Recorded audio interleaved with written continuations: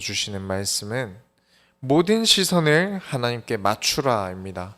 오늘 예배를 드리고 있는 우리 성도님들과 또 온라인으로 참여하고 계신 분들, 그리고 이후에 영상으로 보실 모든 분들이 우리의 눈이 어디가 있어야 하는가 반드시 오늘 되짚어 보시면서 더욱더 나아가는 신앙생활을 도전하시기 바랍니다.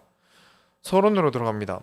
여러분, 교회는 우리의 승리가 됩니다. 연관성이 있다는 걸 꼭 아셔야 돼요. 우리 소원교회 모든 성도분들은 절대 잊지 마셔야 합니다. 시편을 하시면서 절대 잊으셔서는 안 돼요. 무엇이냐? 하나님이 최고십니다. 기억하셔야 합니다. 하나님이 최고세요. 하나님이 최강이십니다. 그 어떤 것도 하나님보다 높을 수 없습니다. 이것을 인정해야 돼요. 크로아티아에 작년 말에 지진이 나고 그 지진 난 이후에 계속 땅 꺼짐 현상이, 싱크홀 같은 현상이 계속 일어나더라고요. 땅에 구멍이 엄청 크게 났어요. 최근에 뉴질랜드에도 지진이 발생했고요. 쓰나미 때문에 대피도 하고요. 세상에는 세상이 할 수 없고 인간이 어떻게 할 수 없는 일들이 존재합니다. 세상에는 만들어진 신도 존재하죠. 그런데 존재하지 않는데 신이라고 믿는 것들이 많이 있습니다. 그렇다고 해서 신을 믿지 않는 사람들은 진짜 신까지 무시합니다. 하나님께서는 살아계시고 지금도 역사하시는 하나님이심을 여러분 믿으셔야 돼요. 다른 신과 다릅니다. 만들어진 신과는 다른 거예요.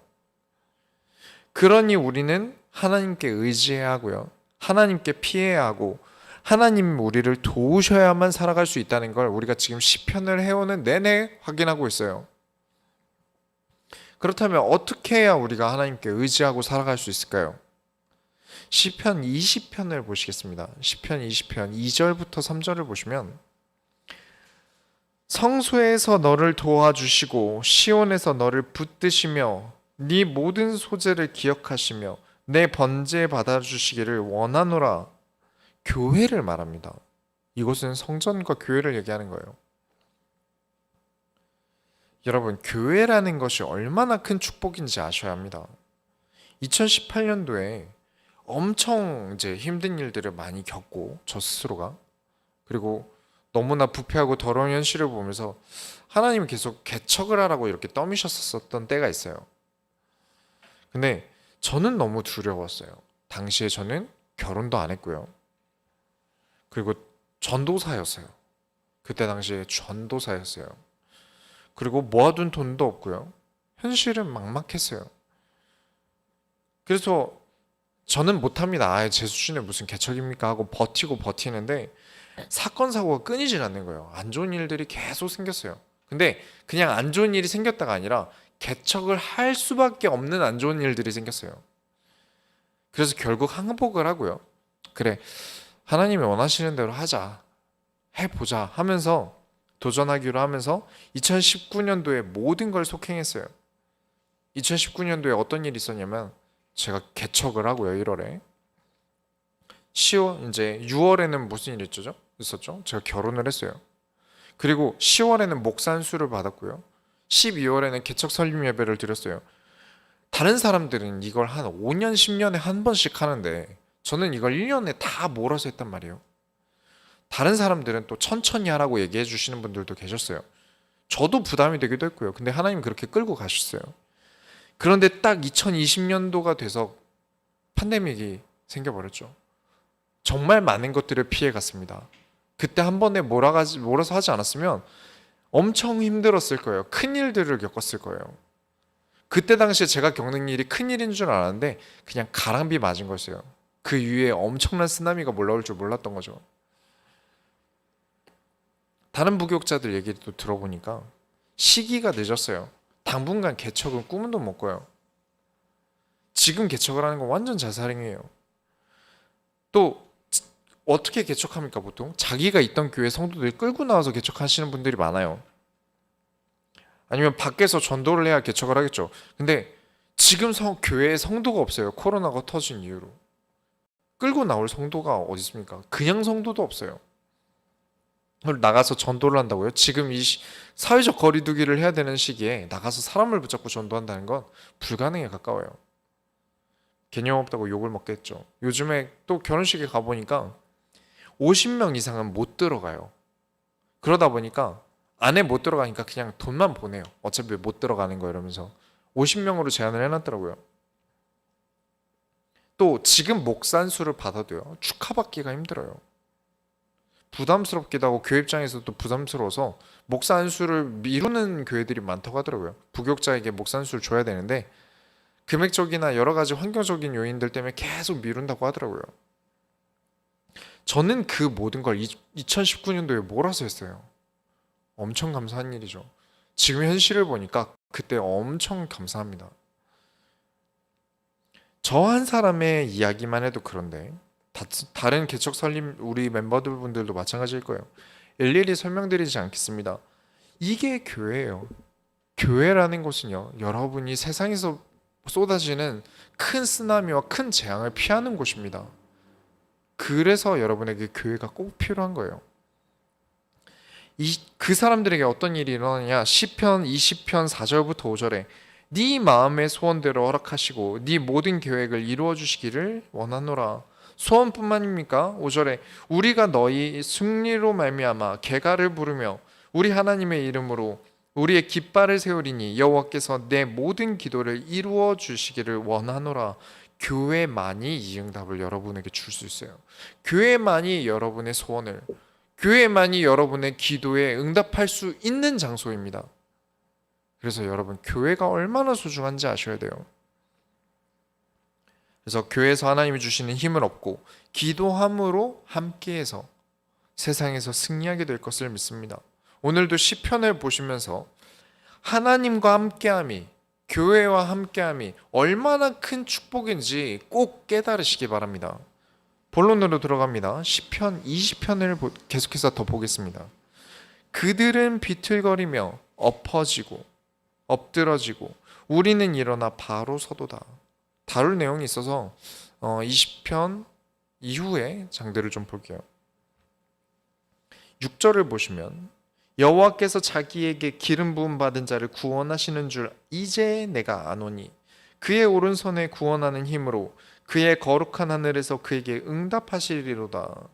여기 이 기름 부음 받은 자라는 말은 다윗 자신을 얘기하는 거예요. 이에 대해서는 저번에도 한번 설명을 드렸는데 예수님께서 왕으로 오실 것을 예언하는 것을 다윗의 인생을 들어서 설명하십니다. 예수님께서 십자가에 못 박히시고요. 사망을 이기시고 부활하셨습니다. 그리고 예수님을 시작으로 우리 모든 인간이 그리스도를 만날 때 지옥이라는 사망을 이기고 천국이라는 생명을 얻게 됩니다. 그런데 이게 눈에 보이면 얼마나 좋을까요? 내가 구원받을 때 진짜 막 지옥에 갈 만한 곳에서 이제 막 신분증부터 바뀌고 막 그러면 얼마나 눈에 보이는 것들이 있으면 좋을까요? 만약에 이게 눈에 보인다면 전 세계 인구 100%가 교회 출석할 거예요. 그래서 여러분은 많은 응답을 받아보셔야 됩니다. 눈에 보이지 않기 때문에 삶에서 하나님이 나와 함께 하시는 응답들을 체험해야 돼요. 하나님께서 여러분과 함께 하심을 삶에서 많이 겪어보셔야 하고요. 많이 경험해 보셔야 합니다. 왜냐? 눈에 보이지 않으니까요. 저는 진짜 어렸을 때부터 이제 개척을 꼭 해야 된다라고 얘기를 하고 다녔거든요. 왜냐면 저는 저희 부모님이 목사가 아니에요. 저에게 물려줄 교회가 없으세요. 부모가 목사라는 건 내가 피해갈 길이 있다는 거겠죠. 근데 그렇지 않아요. 그렇다고 이게 라인을 타서 들어가는 건 제 성격이 안 맞아요. 좀 성경적이지도 않은 것 같고요. 그래서 어떻게 하면 개척을 할 것인가 많이 고민을 했었어요. 그리고 많은 경험을 하려고 노력했어요. 사람들이 하나같이 저에게 이런 얘기를 했어요. 네가 목사를 할 건데 뭐하러 음악을 하냐. 얘기도 진짜 많이 들었고요. 그거 뻘짓이다. 그냥 기타를 코드만 칠 줄 알면 되지 뭐하러 작곡까지 공부하고 연주도 연습하고 그러냐. 거기다 노래는 왜 잘하려고 노력하냐. 그리고 또 사람들에게 문화사역자로서 21세기를 적응하려면 모든 인류는 컴퓨터 게임을 1시간 정도는 해야 된다라고 설명을 해주니까 저거 제정신 아니다 이러면서 말을 하고 다니고요. 또 사역자는 인터넷 방송 같은 거를 좀 봐야 교회 내 젊은이들의 어법과 문화에 적응하기 쉽다고 하니까 그게 무슨 소리야, 복음만 전하면 되지 라는 말을 진짜 많이 들었어요.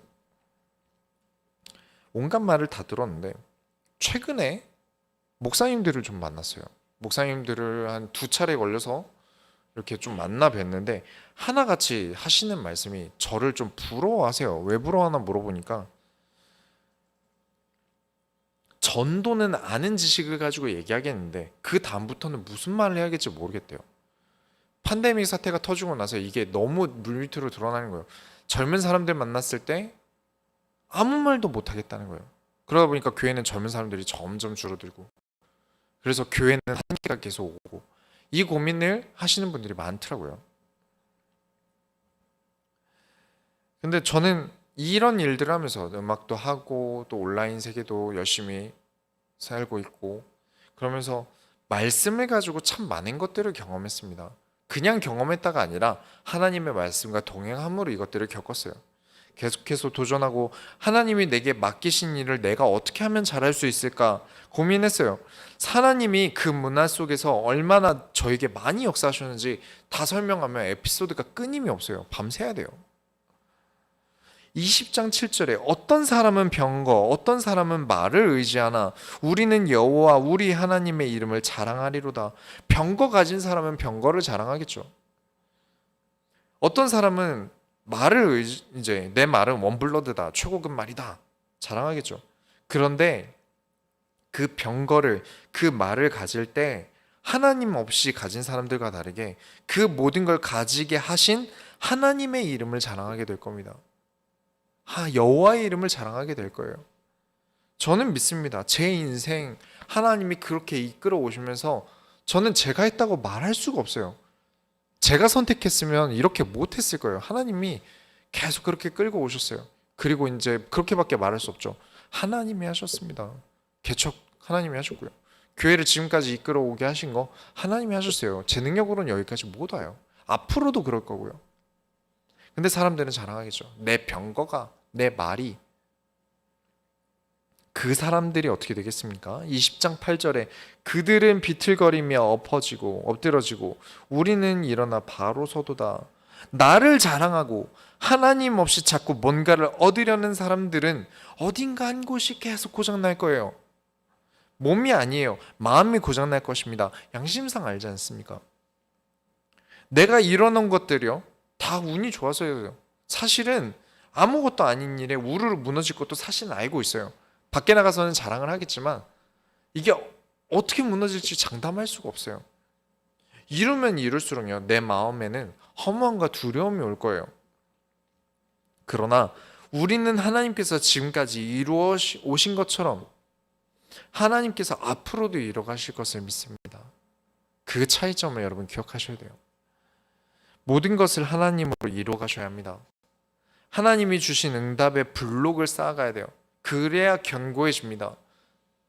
그래야만 견고해져요. 그냥 벽돌로만 세우는 게 아니라 그 안에 세멘트도 칠해야 되고요. 굳히기도 해야 되죠. 사람들은 그냥 벽돌로만 쌓아요. 툭 치면 넘어질 수 있어요. 그러나 하나님 말씀으로 세워진 견고한 벽이 되시기 바랍니다. 내가 이룬 거라면 언제 무너져도 이상하지 않습니다. 그러나 하나님이 이루신 거라면 외부의 무언가에 의해 무너지지도 않을 것이고, 혹여나 무너진다고 하더라도 그것은 하나님이 다시 뭔가 더 크게 쌓을 것이 있기 때문에 하나님께서 직접 무너뜨리신 거예요. 우리 소원교회 성도들은 하나님이 세워가는 인생이 되시기 바랍니다. 두 번째로 시편 22편을 보겠습니다. 예수의 고난에 참여하라. 여전히 22편에서도 다윗의 인생을 들어서 그리스도를 설명하고 있어요. 22장 1절에 보시면 내 하나님이여 내 하나님이여 어찌 나를 버리셨나이까? 어찌 나를 멀리하여 돕지 아니하시오며 내 신음소리를 듣지 아니하시나이까? 예수 십자가에 못 박히실 때 뭐라고 하셨는지 기억하십니까? 예수님께서 뭐라고 하시냐면 엘리 엘리 라바 사막단이라 그러셨어요. 무슨 뜻이냐면 아버지여 아버지여 나를 어찌 버리시나이까. 다윗과 똑같은 말을 하셨어요. 거기다 어떤 일을 예수님께서 겪으셨습니까? 시편 22편 6절부터 8절을 보시면 나는 벌레요 사람이 아니라 사람의 비방거리요 백성의 조롱거리니이다. 나를 보는 자가는 다 나를 비웃으며 입술을 삐죽거리고 머리를 흔들며 말하되 그가 여호와께 의탁하니 구원하실 걸 그를 기뻐하시니 건지실 걸 하나이다. 예수님께서 십자가를 지고 가실 때 많은 사람들이 비난합니다. 침도 뱉고요, 뺨도 때리고요, 돌도 던지고요, 조롱하고요. 그가 십자가에 못 박힐 때 유대인의 왕이라면서 십자가 위에 명패를 달아놓으면서까지 조롱했어요. 면류관에 가시로 된 걸 만들어서 씌우면서 조롱했어요. 네가 왕이라며? 이러면서. 그리고 그가 진짜 하나님의 아들 그리스도면 스스로 내려와 보라면서 온갖 조롱을 당했습니다.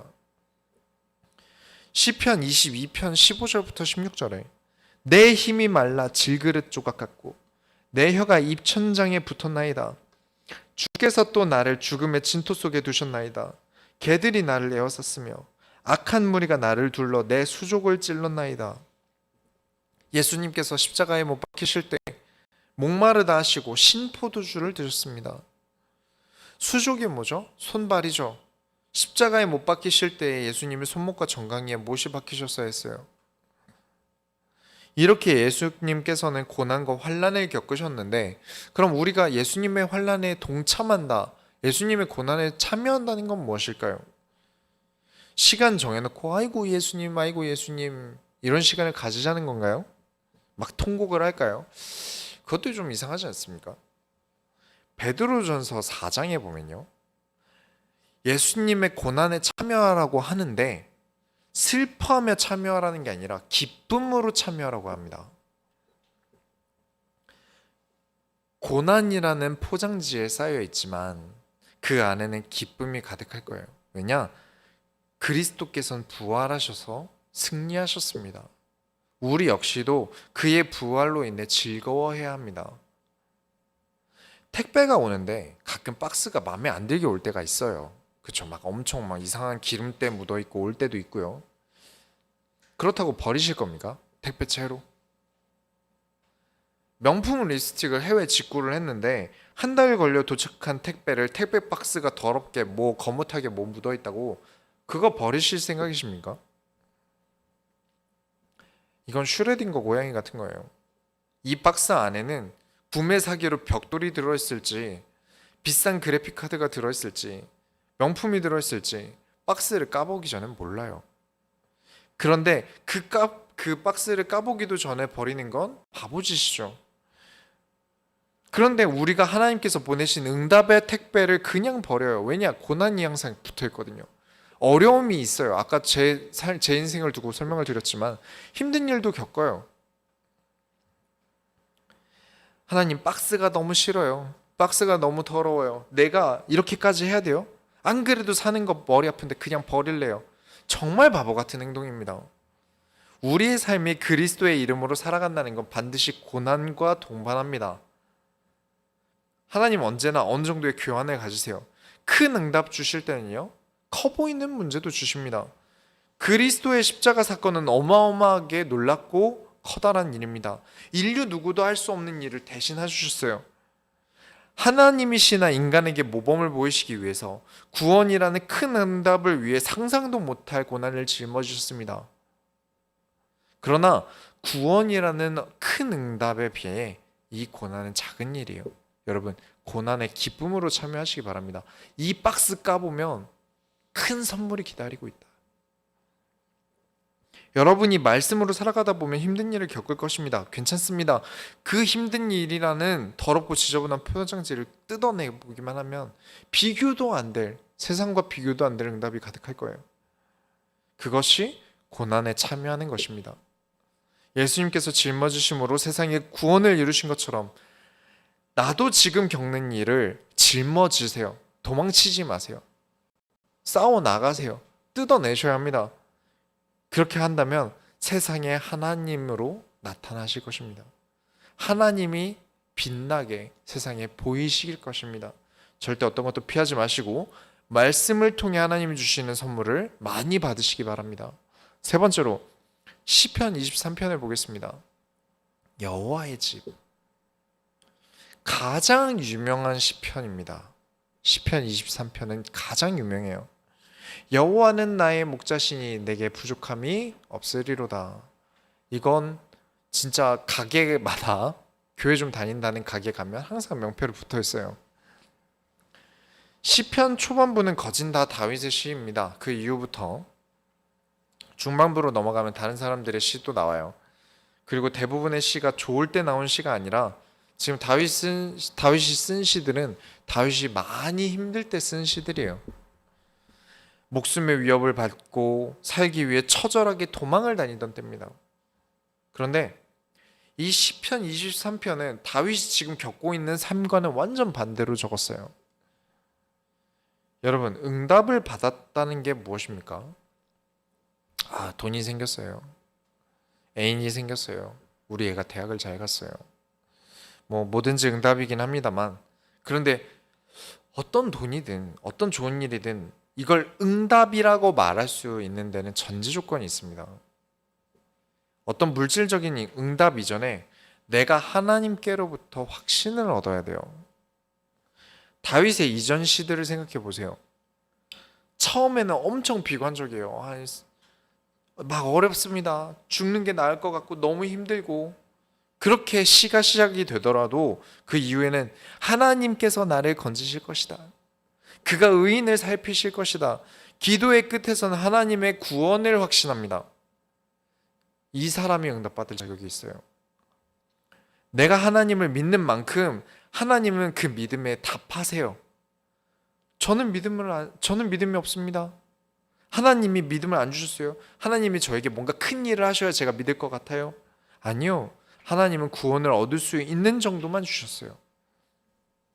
구원은 정말 큰 사건이지만 누구나 받을 수 있도록 쉽게 주셨어요. 박사학위를 받아야 구원받습니까? 아니죠.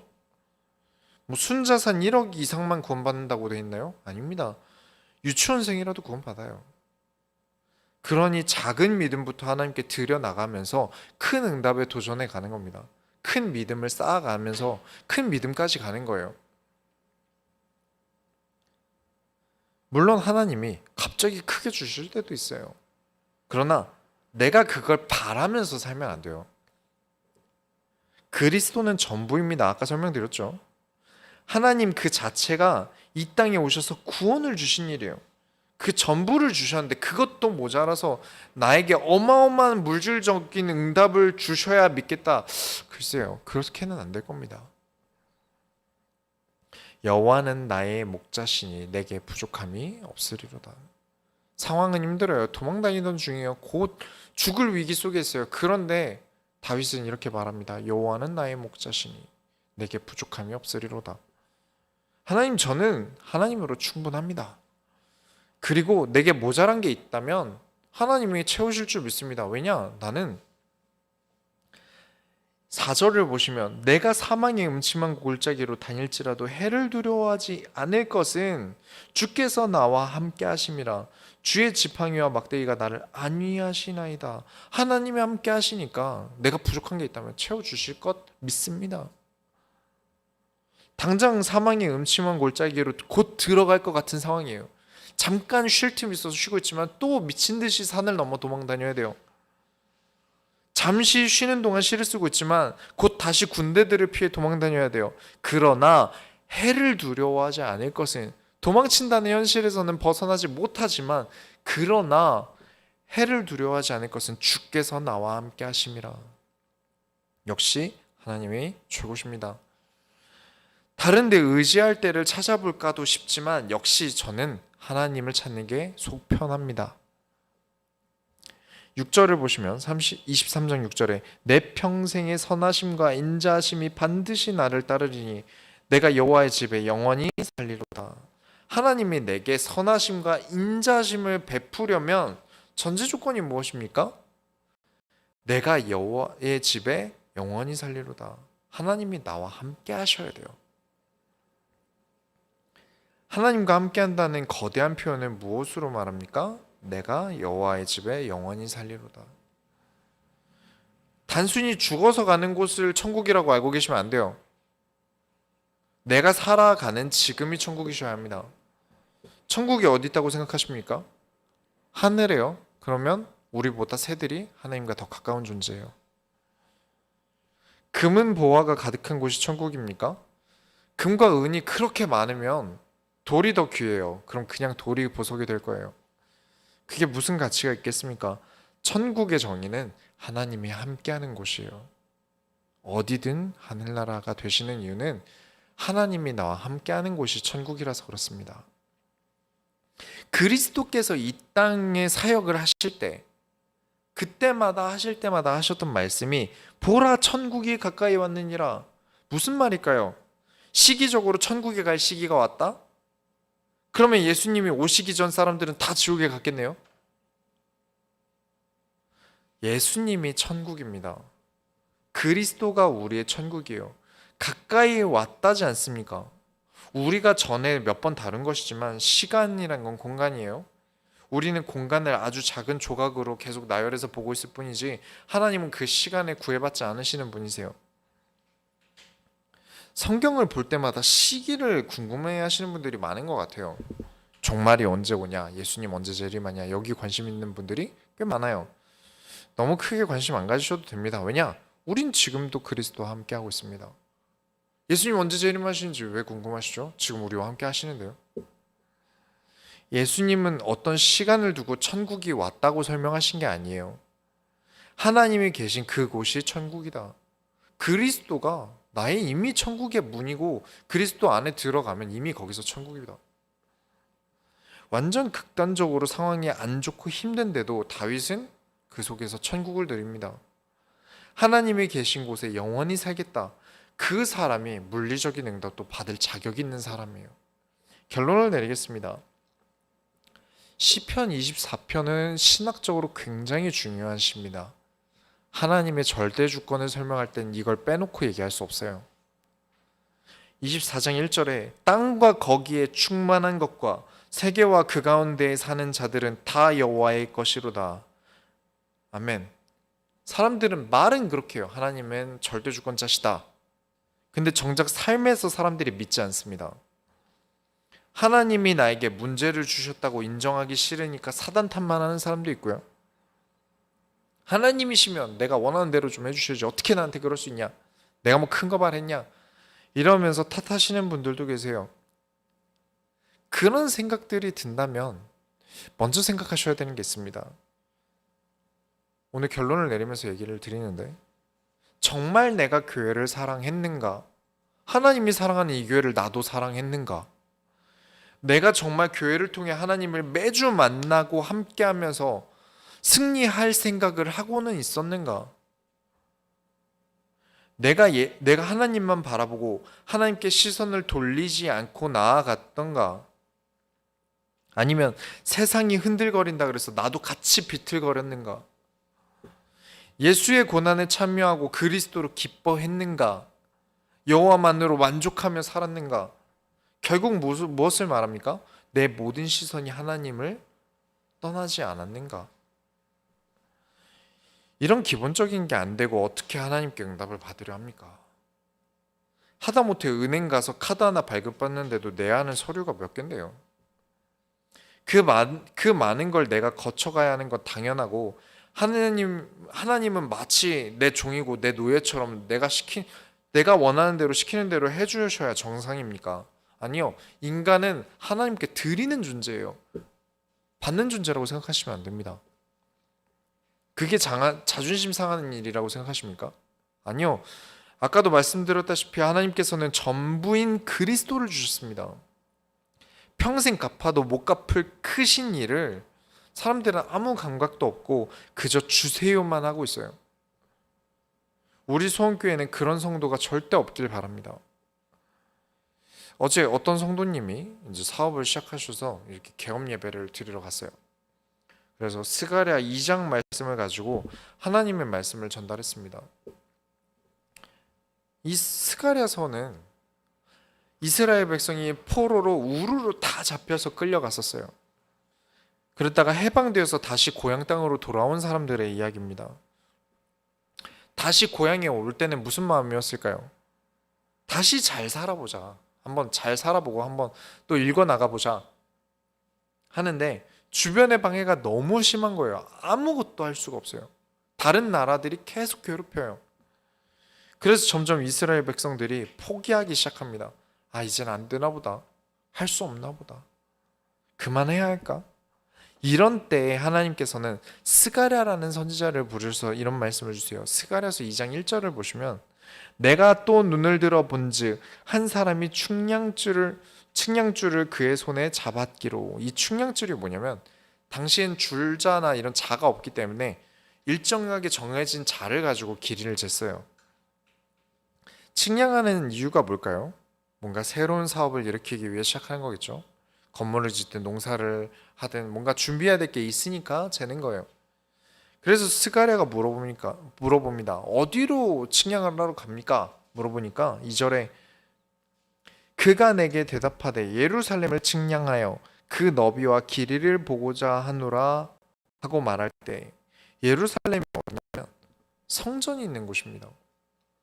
이 이야기들이 무슨 말이냐 이해가 잘 안 가시겠지만 지금 설명을 드리면, 많은 사람들이 새로운 일을 시작합니다. 대학을 진학을 할 수도 있고요, 취업을 할 수도 있고요, 알바를 할 수도 있고 사업을 할 수도 있고요.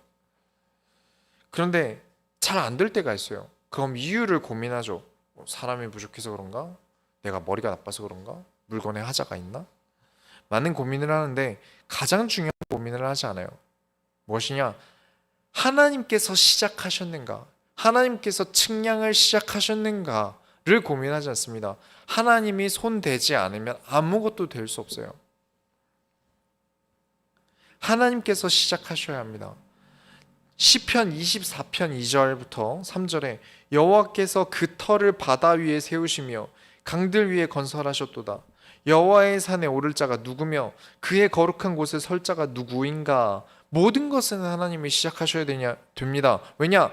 그래야 돼요. 그렇지 않는 모든 게 다 우르르 무너집니다. 다 박살나버려요. 하나님으로 시작하고 하나님으로 읽어나가지 않으면 당장 비틀거려 엎어지는 겁니다. 여러분 계산하셔야 돼요. 어디가 이득인지 보셔야 돼요. 100번 중에 100번 전부 하나님의 말씀대로 하나님이 손을 대시는 게 옳습니다. 그런데 하나님께 시선이 돌아가 다른 것을 보고 있다? 얼마나 큰 손해인지 아셔야 합니다. 창조주가 읽어나가셔야 돼요. 성경을 가지고 풀어나가는 일주일 한 주가 우리에게 가장 이득이 되는 주예요. 뭐하러 겨우 건물 하나 짓는데 몇 달, 몇 년 걸리는 사람에게 의지하려고 하십니까? 천지를 창조하시고 모든 것을 주관하시는 하나님께 의지하시기 바랍니다. 한 주간 모든 시선을 하나님께 맞추고 절대 흔들리지 않는 모든 소원교회 성도들이 다 되시기 바랍니다. 기도하겠습니다. 하나님 감사합니다. 오늘도 말씀을 주시오며 우리가 하나님을 떠나 살 수 없는 존재임을 기억하고 하나님과 함께하며 내 눈이 하나님께서 떠나지 않게 하여 주옵소서. 살아계신 예수 그리스도의 이름으로 기도드렸습니다. 아멘. 찬송가 394장 찬양하시면서 준비하신 헌금을 하나님께 드립니다.